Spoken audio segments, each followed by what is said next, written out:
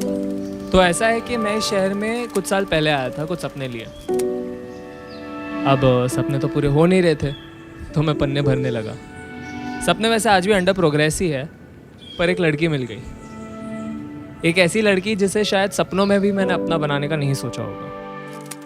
अब जैसे वो कहते हैं कि हर रिश्ता शुरुआत में परफेक्ट होता है, हम परफेक्ट से भी ज़्यादा परफेक्ट हैं।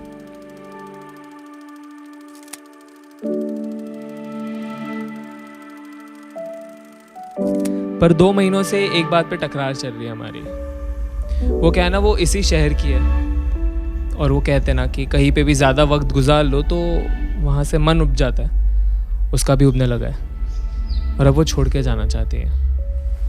तो वो मुझे कहती है कि मुझे चुनना होगा, शहर या तुम। अब मैंने उसके लिए एक जवाब लिखा है, पर मुझे पता है कि अगर मैं उसे सुनाऊंगा तो वो कहीं ना कहीं मुझे टोक देगी। तो मैंने सोचा आप सबको पहले सुना देता हूँ। जवाब कुछ ऐसा है कि किसी गली से गुजरते तो भीड़ को देख के हम सहम जाते थे। हमारी टकराती उंगलियां एक दूसरे का हाथ थाम लिया करती थी। इसलिए नहीं क्योंकि हमें खो जाने का डर था, इसलिए क्योंकि हमें एक दूसरे को खोने का डर लगा रहता था।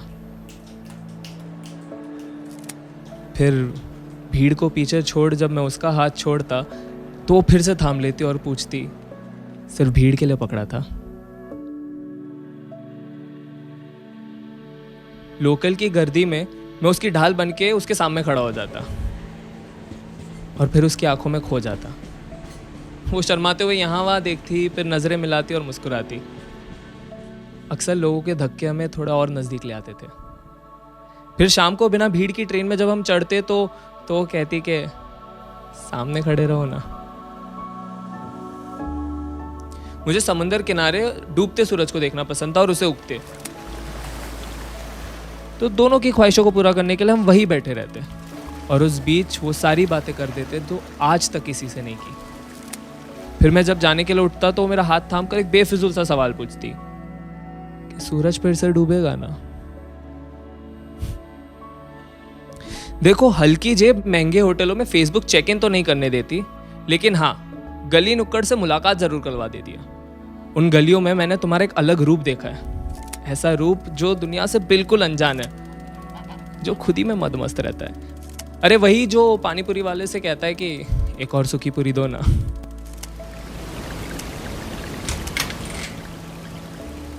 बारिश में जब तुम भीगी भीगी घर आती थी तो चूल्हे पे एक तरफ चाय उबालता और दूसरे तरफ तुम्हारे नहाने का पानी। पर जैसे तुम चीखती तो मैं बर्तन को अपने हाथों से यूं उठा लेता था और चटका लगने पे खुद चिल्लाता था। तुम दौड़ी दौड़ी आती, मेरी उंगलियों को अपने लबों से लगाती और कहती, कोई तो काम ठीक से कर लो। कभी कभार जब बिजली चली जाती थी तो तुम डर के मारे मुझसे लिपट जाती थी।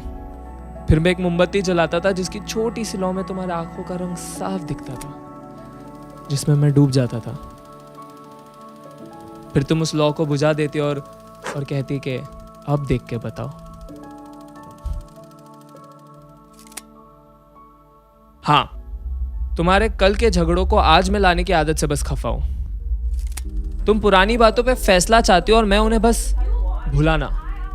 तो अंत में हम बिना फैसला किए उन्हें बस याद कर लेते थे और दोनों नाखुश होते थे। मैं गुस्सा होके दरवाजा पटक के घर के बाहर चला जाता था।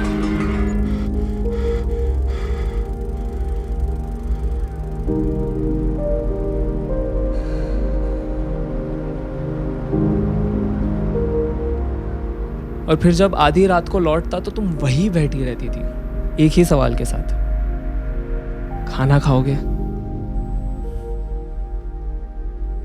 नाराजगी के मारे जब हम फासले बनाते थे तो बिस्तर का एक सिराना तुम पकड़ लेती थी और एक सिराना मैं। पर क्योंकि बिस्तर ही छोटा था तो हमारे सिराने कहीं मिल ही जाते थे।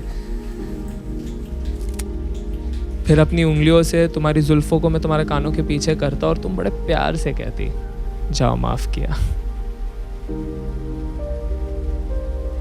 ये मेरा जवाब था उसके लिए। अच्छा सुनो, अब किसी और से नहीं तुमसे कह रहा हूं।